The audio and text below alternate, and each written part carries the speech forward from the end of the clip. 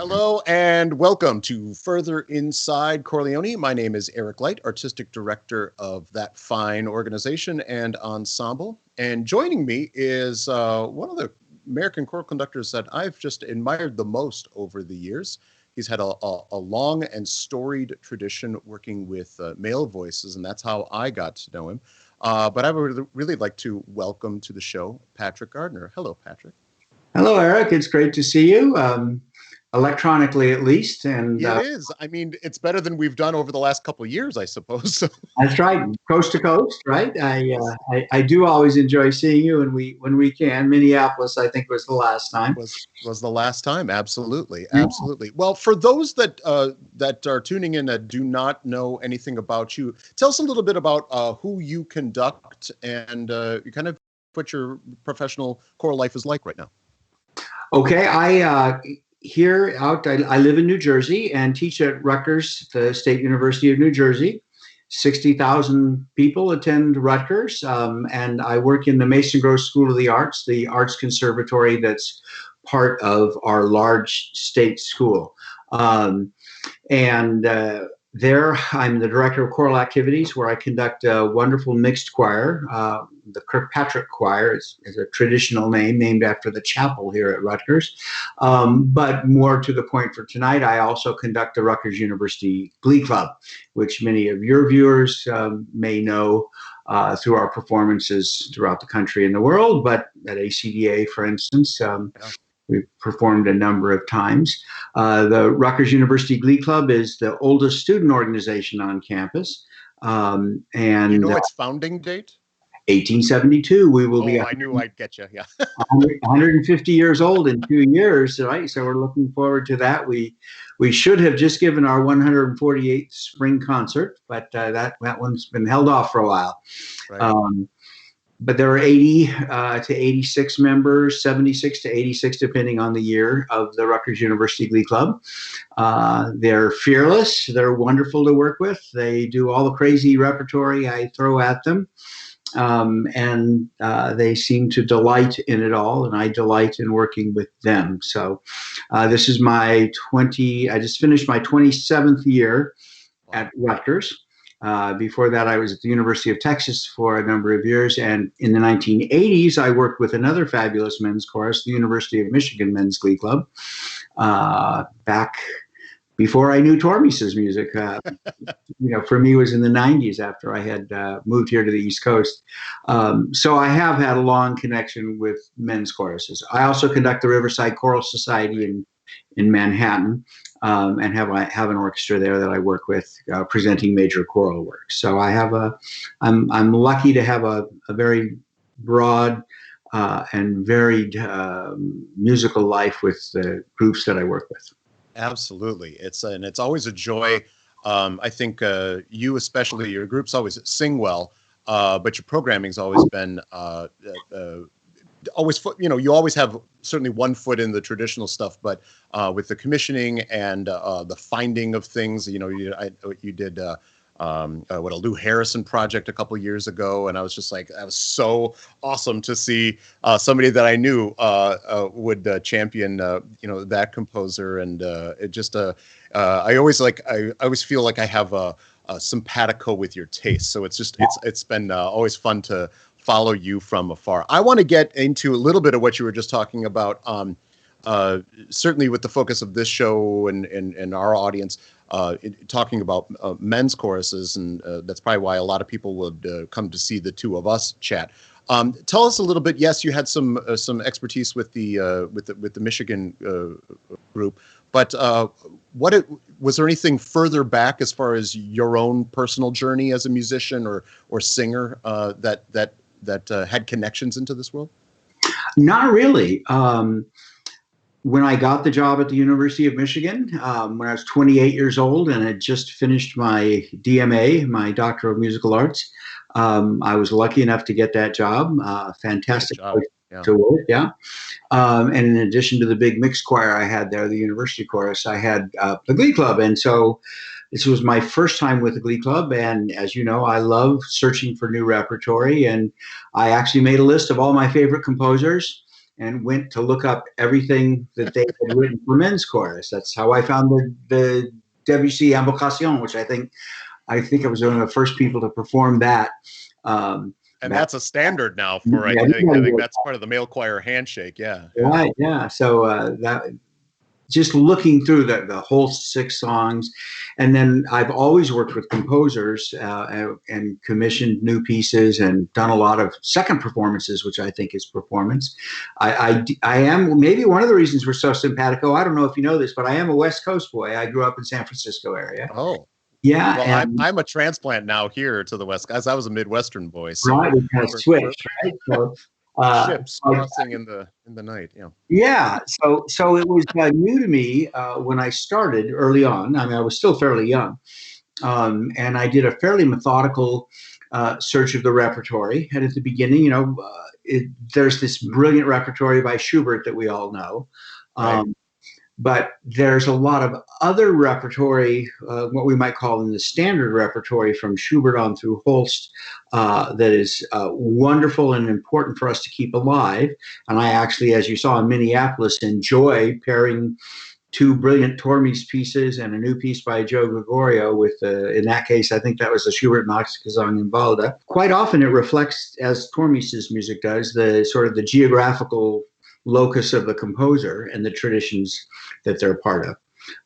So that's an important part of who I am, just digging around for repertory and trying to find the best things for my singers so that I can both present them with a fabulous and exciting experience at every rehearsal and every concert, but also to teach. That's exactly. I want to make sure that people are growing and learning. There's certainly, when I got to Michigan, there was a great repertory, a traditional repertory that they had. And Rutgers and all of the fine university men's choruses have a place for that. But you kind of talking about those, what we might think of as like the Glee Club songs? Is that what yeah, exactly. From the college songs, which are wonderful. And my guys enjoy singing those college songs, to the Randall Thompson, everybody's done The Last Words of David. And everybody's done Brother Sing On. These are fabulous pieces that people enjoy. But I think it's been really exciting to be kind of out in the forefront commissioning people. We've had 3 Pulitzer Prize winners write for the Rutgers Glee Club. One of whom's from Michigan, Bill Bolcom, wrote a fabulous piece for us. And then that was The Miracle, right? Am I remembering? Yeah, what a phenomenal piece. That real challenging piece. It's one of the most challenging pieces in the repertory. We made a wonderful recording of it. It's for woodwind quintet and 2 percussionists playing every possible instrument, and it tells an amazing story. And Jennifer Higdon wrote a really beautiful piece, Hear the Voice. It's actually the title piece on one of our CDs. And Louis Spratlin wrote a phenomenal 3-movement piece called Travels that we performed at ACDA in Baltimore, and which we've recorded as well. That's an amazing piece. So there's a lot of great new repertory, and the amazing thing is those 3 pieces couldn't be more different from each other. The one thing they share is that they're really engaging for the orchestra. You don't go, oh, I'm hearing a new piece of music. Do I have to hear that 10 more times before I get it? They are really beautifully written in a way that is both thoughtful and challenging, and yet very open to the audience, which I think is an important thing. Yeah.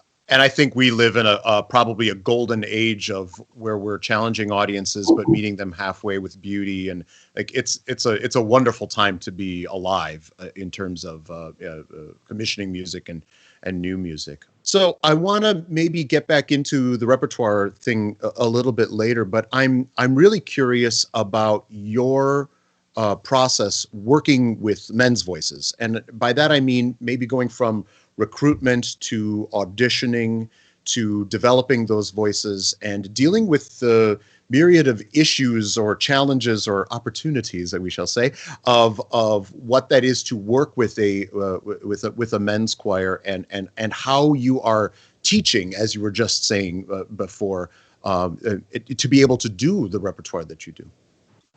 Okay, I will say That's an interesting 7-part question. Let's see if I can remember all of I have that. one question in 7 parts. Yes. I, I will start by saying that I don't make a huge difference in my sensibility as to how I do any of those things with my mixed choir and my men's chorus.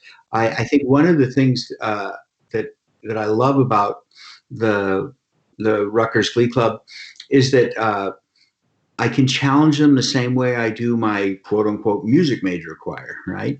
And I think by working, I'm going to answer your question by working back from that. I think that by challenging people and getting them invested in hitting such a high standard on the best repertoire possible, um, that that people are engaged and recruitment and retention kind of builds once you hit that level.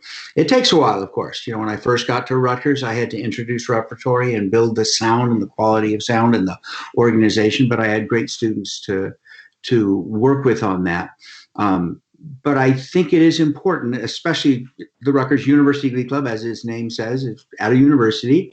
And if they were taking an English class, they would primarily be reading Shakespeare or Milton or Ulysses. You know, they would be challenged with great literature.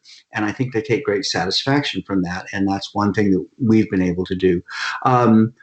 Rutgers University is a large place. There are almost 40,000 undergraduates, I think, right now, 60,000 students at the university, including the medical school. So there's a large pool of students. I work closely with the wonderful New Jersey high school teachers and keep in close touch and work with my colleague, Dr. Brandon Williams, who helps me recruit. We're out there making sure that people are aware of our work. But over the summer, for instance, we have a new student orientation where thousands of kids come in groups of 500 or 600.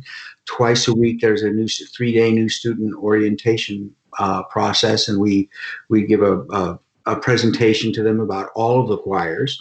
We don't have separate auditions for the Glee Club and for the women's choir and for the mixed choirs. We have what I call unified audition, and we tell the students right up front, come to auditions, we want to get you singing. Then we hear them and we place them and try to make a good match with everybody and to balance the groups. So, okay, so they're not necessarily saying, I want to be in Glee Club or I want to be in Kirkpatrick Choir. That's a bit more up to you in that instance. Yeah. I mean, we work with them. They have we have a very organized sheet where they get to put down what their first preference is, and you know, and then of course there's scheduling issues with classes and all of those normal mundane things. But in general, we try to get people excited about singing, and some students might sing in university choir for one semester and then audition for Glee Club another semester. There are a lot of students that come in really wanting to be in the Glee Club, and there's traditions. You know, we have people whose friends or fathers were in the Glee Club, those sort of things. But it does come down to the audition and matching voices and how they do that. The auditions are, I've used the same audition since my first job back in the 70s with the Oakland Youth Chorus, my first conducting job. Every student, I'm very concerned about their ears. I often say, if they can't sing but they can hear, I can teach them to sing. But I want to make sure that that audiation is something that they're clear on. I play 5 notes of a whole tone scale and have them sing that back. That doesn't matter if they get it the first time. I tell them I want to see what it's like if they're in rehearsal and how long does it take me to teach you this. And of course, some kids get it the first time and other kids take 2 or 3 times. We get a lot of talented kids here, and then we place them. I do think early on, moving to the rehearsal process, I think that early on, it's important to get people up singing. We have a rehearsal retreat in this second week of school now, where we Friday, Saturday, and Sunday. Students come to rehearsal Friday from 3 o'clock until 11 o'clock, and then all day Saturday, and then Sunday from 9 in the morning till 1 or 2 in the afternoon. We do that again in January. In January, we do it off campus. We go to for years now, we've been going to a hotel down to Shore, as we say here in Jersey. In January at the Shore, we get a pretty good hotel rate because who else? Patrick Gardner, Jersey Shore. Yeah, I Yeah, can see right? But we do get down to the Shore, and it's freezing cold in January, so we get a good hotel rates are good. Yep. to be down there. And it's good to get away from campus, and I think with any choir, a rehearsal retreat, that sort of bonding experience can really help. Now, the Kirkpatrick Choir is 85 to 95% music majors. So they've already had to go through the Mason Gross audition to be a voice major or a music ed voice major or a piano major. The Glee Club is the opposite. It's 80 to 85% non-music majors. We do have, I'm very pleased that we get a number of music majors who, by the way, don't get credit for being in the Glee Club. Oh, interesting. They have to be in the mixed choir for their credit, ensemble credit. Yeah, for their ensemble credit. And so if they're in Glee Club, they get a credit, but it doesn't count towards their degree, which I think is cool because it means the other guys in the Glee Club who are econ majors or English majors, whatever, they know that those music majors are there because they want to be there. They want that experience. Yeah, they're not fulfilling an ensemble requirement. They don't have to be there. So those people are really excited. I have a number of saxophonists and jazz bass players this year, and what else we got? Percussion majors, that sort of thing. They sang in high school and they want to keep singing, and so we have a good mix, I think, of students who are all committed and we're all there for the same reason. I actually want to move on from there because that was really fabulous. I'm really interested in, so especially with the Glee Club, those are folks that, as you say, are maybe econ majors or poli-sci, whatever it is that they're doing, but they're there absolutely that they love to sing. They've definitely passed an audition to a level that you're happy with.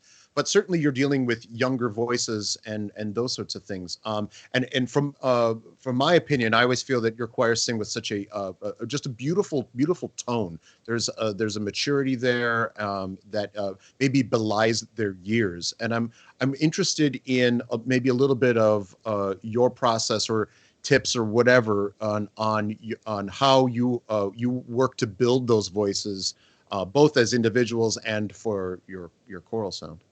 Okay. I'm a singer. My first degree is in voice. I'm a horrid piano player, but I come to things from the voice. I'm a good guitarist, by the way. I became a music major because I was quite sure I was going to be a rock and roll star. And you are, Patrick. Right. But I am a good guitarist, still my best instrument.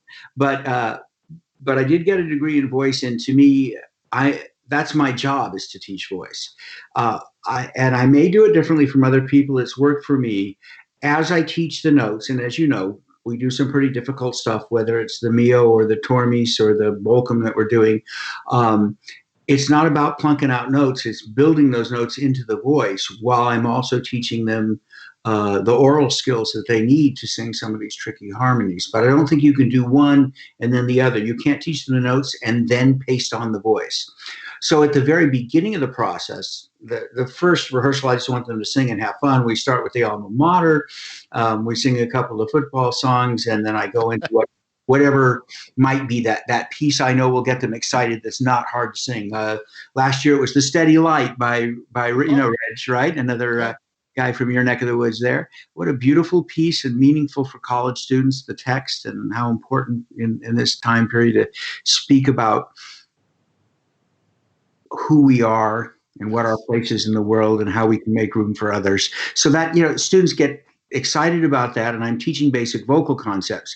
And then early on in the process, I give a lecture on how to use the voice. My seniors joke about it. Oh, here comes the marbles again, because I have this big drawing with a bag of marbles that are the molecules of air, and I talk to them about how to use the breath and how to keep the breath across the vocal cords while they're learning these notes. And then I'm pretty demanding for how they do that. Yeah. So all of the typical things that I don't do that much differently from everyone else, sitting up straight, using posture.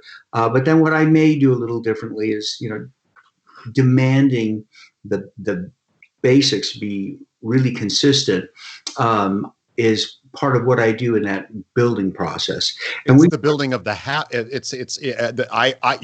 that is exactly my jam on how I approach this. I'm rarely ever teaching the music as much as I'm teaching the music by trying to teach them how to be a better choir and better singers, and those are two parallel tracks. and it's certainly different than, for instance, my doctoral students each give a concert now with our professional ensemble. We have a wonderful donor who's a former Glee Club member, and he loves singing, and he's been really generous. I work in a building with his name on it, but his jam is the Glee Club, and he's funded this so that my doctoral students conduct a concert, usually some Bach cantatas, with a fully professional choir. And it's a totally different way to run a rehearsal. We're not going to teach them voice. These are people that sing in the crossing, and they sing at the highest level.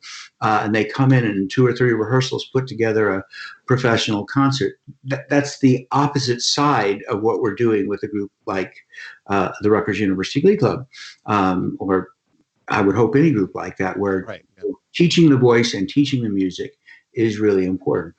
Early on, too, we really engage with the text. Do you know Joe Gregorio's Sudden Light?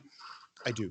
That's such an amazing piece, and what an incredible text. So a couple of years ago, that was our piece, where teaching that and making them understand that, and as a professor who loves poetry, talking to them about the epiphanic moment. That became the joke for the year. Oh, here comes Gardner again, discussing the epiphanic moment, right? But when you have this epiphany in the music and where it is and how that relates to that period of poetry, those things are exciting for me to explain to them. With Tormis's music, we had some really intense discussions about the political situation, because people in Estonia are feeling, quite uncomfortable with this big neighbor to the east, and certainly seeing what's happened in Crimea and knowing their own history. Estonia has only been its own country for not very long, and has cycled through being run by the Germans, the Danes, the Swedes, you name it, and then of course the Russians. That's, I think, a wonderful teaching moment. And when we talk about the intensity of that music, the layer underneath the folk story that's happening, that this was a way subtext that is really important, that was Tormis's only way, if he wanted to stay out of the gulag, right? His only way to speak in that time period, in the post-World War II era, under Soviet domination. The only way to speak was through analogy, and it's brilliant. And those things, I think, are all part of what we're talking about. I'm sure there's a few students that get there and go, "Wow, is he talking about that again?" But I'd like to think that for the most part, when my kids get up on stage, when my students get up on stage, they're very invested and knowledgeable, and they're excited about it. They realize they're part of history, they're part of music, they're part of poetry, and that gestalt that we create is something that an 18 to 22-year-old singer gets excited about. So that's what we do. That's fantastic. I've got one final question for you, and it's one I think about probably almost every day with what my job is. What's the role of a male choir in the 21st century? The world has changed so very much. Well, I mean, of course, in the last couple of months here with quarantine, but much more than that with the Me Too era and how things have become very equal with genders, and yet we're holding on to this thing called male choir. And I think probably you and I would agree that there is some special value in what that is, but my feeling is that maybe that has what that value is it maybe shifted or changed in the world right now in order to stay relevant. How do you see what does a male choir look like to you, or what should it be in the 21st century? A really good question, and in the late 20th century, sure. Because should have been what it always was, right? But yeah. But we know what they were. when I started in my career, it made me very uncomfortable. I grew up in San Francisco, and it couldn't have been in a more liberal atmosphere where I People's Republic of San. Yeah. yeah, no, I still refer to myself as a hippie from Alamo, right? And where I grew up in California, if something was 25 years old, it was old, and then they come to these tradition-bound choirs in Michigan and at Rutgers. It was, excuse me, it was very interesting for me to deal with that. My first year at Rutgers, there had been some big issues right before I arrived. And I realized I needed to address them. And in that first year, I closed down we have a long rehearsal on Wednesday night and a short rehearsal in the afternoon. I closed down 2 rehearsals, and we had really serious personal discussions. We didn't have any deans or ombudsmen in. We just spoke. And I said, guys, these are the issues I've heard about, and we have to understand that we're here to sing this great music. That the reason we're allowed to exist legally in the United States is that there is that repertoire that had all gone through the courts in the 70s, but that we still have the responsibility socially to come to grips with all of the negatives that could exist. And there's no time for homophobia and sexism, and we can't reinforce that. In fact, just the opposite. We need to be at the forefront of how we relate to our fellow students. And those were really interesting discussions, because most of the men in that group really were uncomfortable with the things that had gone on. And we had very, very honest discussions about it, and they've continued. We changed the words to our alma mater about 7 years ago. It was a huge deal here at Rutgers because they were single gender specific, and we, I think, have come up with a really good set of words that kept the same melody and the same vowels, but have a completely different focus for that first verse that was problematic.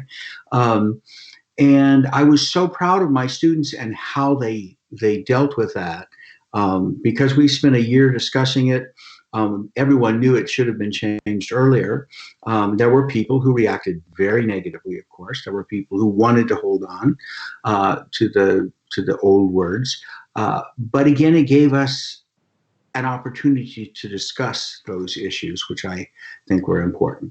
I think right now my men are the most accepting and forward-looking of any student group on campus. They're incredibly welcoming to our transgender students. I have transgender students in all 4 of our choirs. And that's an interesting technical challenge. If you've dealt with that, going from the male voice to the treble voice is a little easier. We've all had singers who sung as male falsettists, but working with singers who are going the other direction, and quite often taking hormone treatments, and going through this big change, which is exciting for them. They're so invested and so excited about being in that's one place where the men's atmosphere is helpful for them. But we do discuss the fact that it's would be too easy for us to allow some of the old-fashioned male bonding to overcome the reality of being human and sharing the experiences that all singers should have. I hope we're learning from it all and making some good strides there. Good question.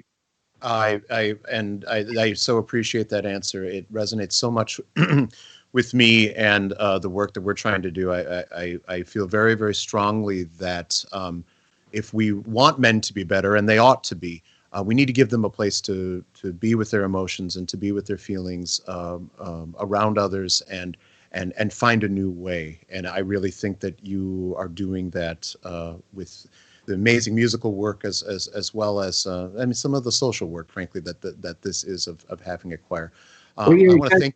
It does tie back to the repertoire. That if we're going to maintain this, it has to be focused on the repertoire.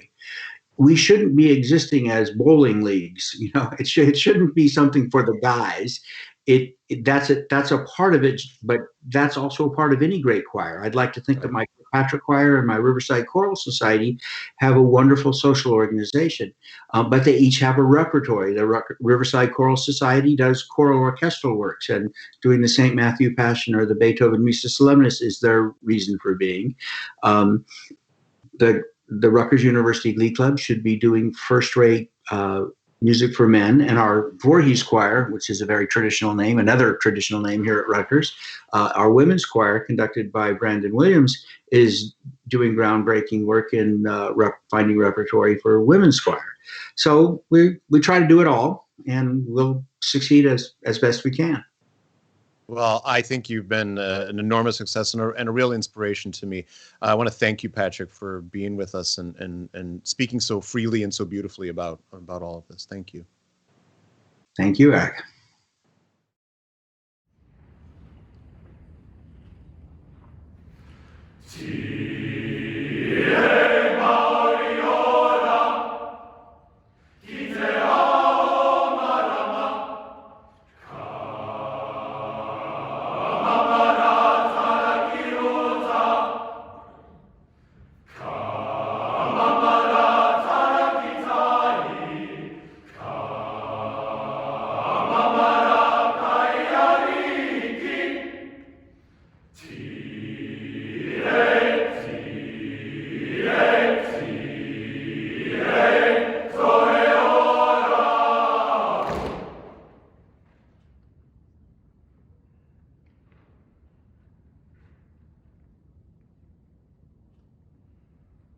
Cut.